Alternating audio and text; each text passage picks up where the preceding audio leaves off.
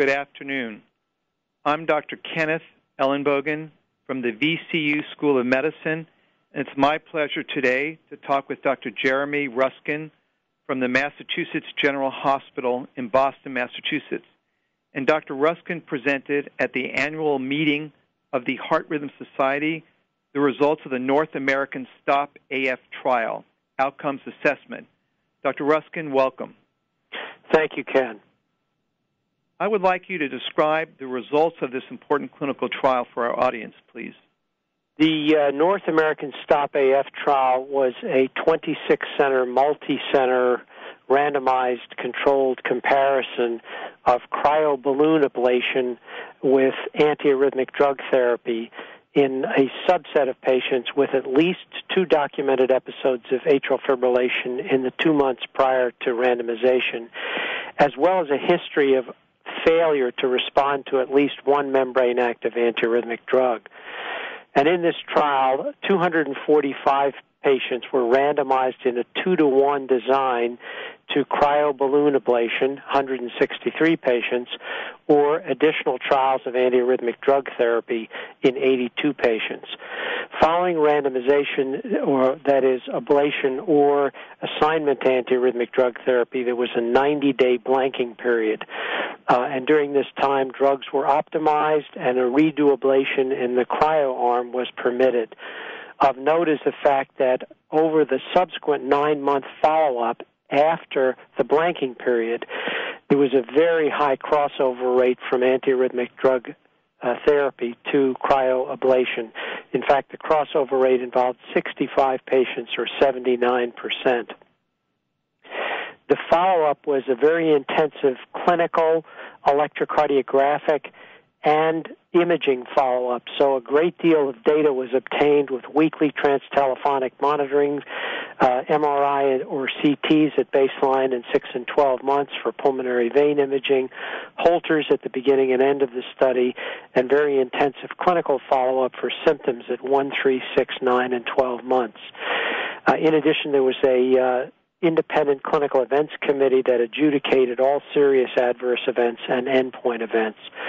Now, the primary endpoint for effectiveness was defined as no detectable AF in the post-blanking period, no use of an off-protocol drug, and no AF interventions. And if we simply look at that primary effectiveness endpoint, what we see is that at the end of 12 months, 69.9% of cryo subjects were free of recurrent atrial fibrillation or use of an off-protocol drug or an AF intervention. So the treatment effectiveness endpoint was reached in just under 70% of the cryo subjects, whereas at 12 months, 7.3% of the drug subjects had reached the effectiveness endpoint. That is, close to 93% had either crossed over or failed. As I said, there was a 79% crossover rate. The others had failed. The odds ratio in favor of cryo over drug therapy for this effectiveness endpoint was 29.5 with confidence intervals of 12 to 72. So a very prominent difference in outcome, with an absolute difference of somewhere close to 62%. Atrial flutter was also seen in the study, and if you look at the Kaplan-Meier curves for freedom from recurrent atrial fibrillation or flutter, at 12 months, 64% of the cryo subjects versus 15.9% of the drug subjects were free of either atrial fib or atrial flutter. With regard to symptoms and quality of life, this was a highly symptomatic population, and at 6 months, although I don't have a slide, unfortunately, in this audio to show you, there was about an 80% reduction in the cryo arm with regard to spontaneous reported episodes of AF and a concomitant reduction in AF symptoms, whereas in the drug arm, although it's not directly comparable because of all the crossovers, that reduction in symptoms was closer to about 25%. At 12 months, there was essentially no meaningful comparison possible between the cryo and drug arms because so many patients had crossed over. But the marked reduction, the 80% reduction seen at 6 months, was durable at 12 months, so it was still present at the 12-month symptom analysis. With regard to changes in quality of life scores, a change of +5 is believed to be clinically meaningful, and with the exception of only 2 domains, that is bodily pain and mental health, every subset or every domain of the SF-36 scale increased by more than 5 points in the cryo subjects at 12 months. So there was a very significant increase in quality of life scores as well. With regard to drug treatment, antiarrhythmic drug treatment decreased from 100% to 26% at 12 months in the cryo group, and warfarin decreased from 95% to 24% in the cryo group. We couldn't do this analysis for the drug arm, again, because of the very high crossover rate. So the symptom improvement, quality of life, and EKG control of AFib is impressive.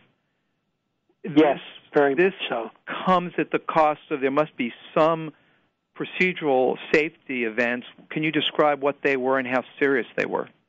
Yes, I'll be happy to do that. I do want to mention just briefly before I say that procedure experience did turn out to be a significant independent predictor of treatment success, so that in the lowest quartile of treatment success, in the lowest quartile of experience, 1 to 2 procedures, a success rate of 56% was observed. In the highest quartile of 12 to 23 procedures, a success rate of 90% was observed. So procedural experience seems to be very important. With regard to safety, there were 2 safety endpoints that were pre-specified. One was cryo-procedure events, which was a pre-specified subset of serious adverse events that were used to gauge procedure and device-related complications. The goal there was to achieve a procedure-related adverse event rate of less than 10% with an upper confidence bound of less than 14.8. The point estimate for the actual rate was 3.1% with an upper confidence bound of 6.3. The second safety endpoint was major AF events, and there the goal was non-inferiority to drugs. The rate in the cryo arm was 3.1% versus 8.5 in the drug arm, which achieved statistical significance for non-inferiority. I do, however, want to mention that these pre-specified safety endpoints don't capture all of the safety problems. So let me mention that there were 5 strokes in the study. One of them, 0.4%, was ablation-related. 4, that is 1.6%, were adjudicated to be non-related to ablation.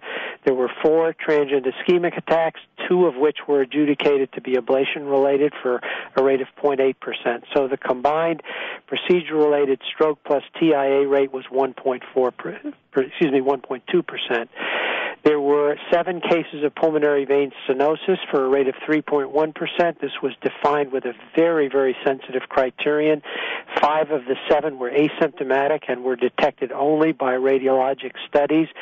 2 had symptoms, one of which underwent angioplasty and stenting, and one of whom did not have treatment because of the fact that the patient declined treatment. There were also 29 instances of phrenic nerve palsy out of 259 procedures for a rate of 11.2%. A little more than half of those, 15, were asymptomatic, 13 had symptoms. 25 of the 29 events, that is 86%, were fully resolved by 1 year. 4 subjects, 1.5%, still had an abnormal chest X-ray at a year, only one of whom was symptomatic. That's a symptomatic phrenic nerve palsy rate of 0.4%. So I think that summarizes all of the safety events that were observed and of clinical relevance over the 12-month period. Well, thank you. That's a great summary. Can you give your final assessment of the STOP-AF trial for the listeners? I think that it's fair to say that cryoablation is effective in preventing recurrent PAF in symptomatic patients who are resistant to at least one drug, and that cryo is significantly more effective than additional trials of antiarrhythmic drug therapy in this population with an odds ratio of 29. Cryo for PAF is associated with substantial reductions in symptoms and also clinically and statistically significant improvements in quality of life. There are complications to the procedure, and we've gone through those in some detail. And finally, procedure experience with cryoablation appears to be an important independent predictor of treatment success in this trial. Interestingly, it did not predict safety outcomes in the STOP-AF study.